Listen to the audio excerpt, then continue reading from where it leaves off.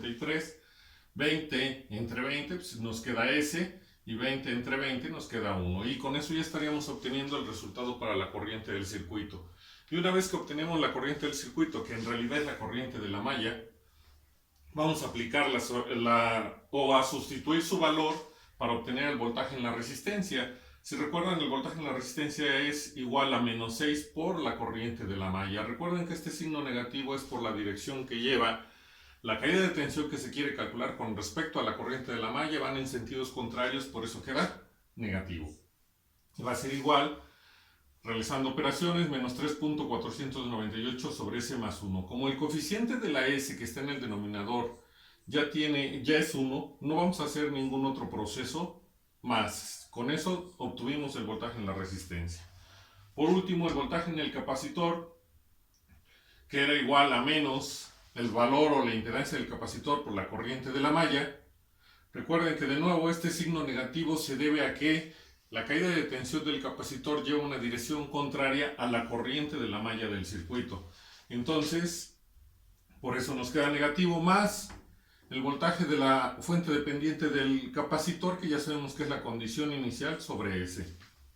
Realizando operaciones tenemos un producto entre fracciones, numerador por numerador y denominador por denominador. Nos va a quedar menos 11.66 sobre S por S más 1. Más 11.66S. Hay que empezar a trabajar con el álgebra. En este caso aplicamos máximo común divisor, desarrollamos el numerador y entonces vemos que tenemos menos 11.66 más 11.66. Los podemos eliminar y nos quedaría 11.66S, que sería aquí. ¿Qué sucede? Tenemos una S en el numerador y una S en el denominador que podemos eliminar. Y por último, el valor del capacitor nos va a quedar como 11.66 sobre S más 1. Ya tenemos entonces las respuestas en el dominio de Laplace de la corriente que nos pidieron calcular, el voltaje en la resistencia y el voltaje en el capacitor. ¿Qué va a suceder? Que si recuerdan del circuito todo estaba en el dominio del tiempo, pero como ya tenemos las respuestas en el dominio de Laplace, lo único que hacemos es aplicar transformada inversa para obtener el resultado. Todas estas transformadas son directas. ¿A qué me refiero? No hay que hacer ningún proceso matemático adicional para poderlo transformar al dominio del tiempo. Son transformadas que si se buscan, y eso me había faltado decirles, tengan a la mano siempre sus tablas de transformadas, porque se van a estar haciendo transformadas inversas de Laplace al dominio del tiempo, o del dominio del tiempo al dominio de Laplace para aplicar en el circuito, depende de la situación. Entonces, haciendo la transformada inversa, tenemos que la corriente en el dominio del tiempo va a ser igual a 0.58 por E a la menos T amperes. Ya les había yo mencionado que únicamente vamos a trabajar con dos decimales ya en los resultados, para que no varíe si alguien usa todas las decimales cuando haga sus cálculos en el proceso de un ejercicio con respecto a otra persona que utilice menos. Mencioné que íbamos a usar 5 decimales para que siempre estas dos decimales que nos quedan no cambie su valor. Podría ser que tenemos que son décimas, centésimas, la milésima cambie, o la 10 milésima, o la 100 millones, la 10 milésima, perdón, también podría cambiar, pero no nos afecta el resultado porque ya son valores muy pequeños.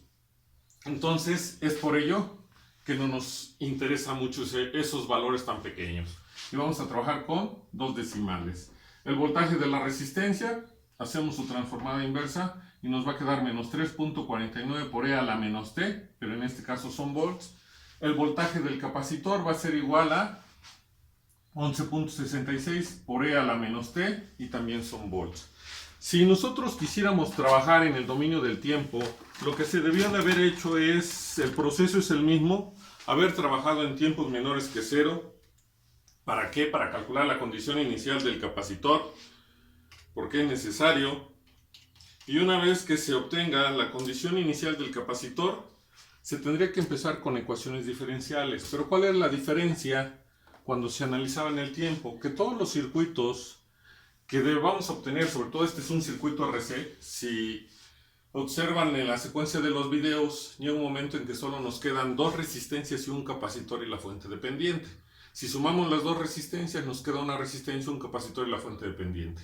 Si estuviéramos hablando del dominio del tiempo, únicamente estaríamos trabajando con una resistencia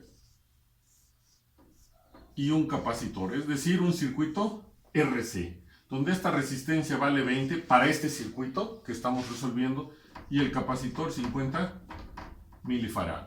Y recuerden que se obtuvo una condición inicial de 11.66 volts. Eso es lo que tendríamos que usar nada más para trabajar en el dominio del tiempo. ¿Qué tendríamos que hacer? Iniciar con este circuito para resolverlo a través de ecuaciones diferenciales. Si ustedes analizan las notas o utilizan las notas que les envié y buscan respuesta libre de un circuito RC, llegando a esta situación, aunque ahí está general, aquí habría que sustituir datos. Llegando a esta parte, lo único que habría que hacerse sería aplicar ecuaciones diferenciales, hacer todo un proceso que siempre va a ser el mismo, porque va a ser para un circuito RC, y una vez que lleguemos al final, pues obtener los resultados. ¿Qué sucede? Que siempre que tengamos un circuito RC y lo queramos analizar en el dominio del tiempo, la respuesta va a ser siempre la misma, que va a cambiar los valores de R y C que podamos usar. Y el circuito que tengamos, a lo mejor aquí, como estaban dos resistencias en serie, solo se tuvo que sumar, pero podría ser que tuviéramos un circuito donde hubiera más resistencias en serie y paralelo, pues habría que reducirlas para llegar a este circuito. Y a lo mejor quitar un capacitor, si fuera el caso, porque no estaría interviniendo, o desarrollar los dos para poder obtener el resultado. Si ustedes ven las notas en la página 11 y en la página 12, están los resultados ya finales si se analizara en el tiempo.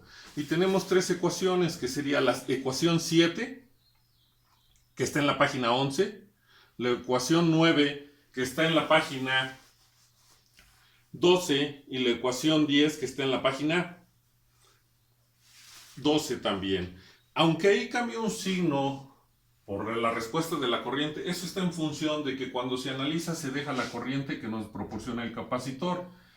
Y en este caso nosotros estamos dándole sentidos a cada uno de los cálculos que nos pidieron, por eso nos queda con un signo negativo, pero se aplica exactamente el mismo proceso. Si sustituyen ustedes los valores de R, C y la condición inicial en las ecuaciones 7, 9 y 10, van a obtener estos resultados. ¿Y por qué? Porque esta es una respuesta libre. Aunque no la analizamos en el tiempo, a pesar de estar en el dominio de Laplace, para poder determinar qué tipo de respuesta tengo, porque siempre vamos a tener respuestas libres, forzadas y totales, en este caso es una respuesta libre. ¿Cómo se determina? Bueno, cada vez que un circuito lo estemos analizando en el tiempo y tenga interruptores, si tiene condición inicial, puede ser una respuesta libre. ¿Cómo verifico que es una respuesta libre? Cuando lo estemos analizando en tiempos mayores que 0, si en mi circuito me queda una fuente dependiente solamente, no puede haber fuentes reales, esa respuesta es libre. Una respuesta forzada en el dominio de Laplace, bueno, primero no debe de tener interruptores. ¿Por qué? Porque no deben de existir condiciones iniciales. Y en tiempos mayores que 0, mi circuito debe de tener fuentes reales, entonces esa sería una respuesta forzada. Y una respuesta total debe de tener interruptores porque debo de tener condición inicial, y en tiempos mayores que 0 mi circuito puede tener tanto fuentes reales, o debe, tener tanto fuentes reales como fuentes dependientes, y entonces esa es una respuesta total. No lo estamos analizando en el tiempo, pero en Laplace podemos decir si la respuesta es libre, si la respuesta es forzada o si la respuesta es total, dependiendo de las características que se obtengan en tiempos menores que 0 y tiempos mayores que 0.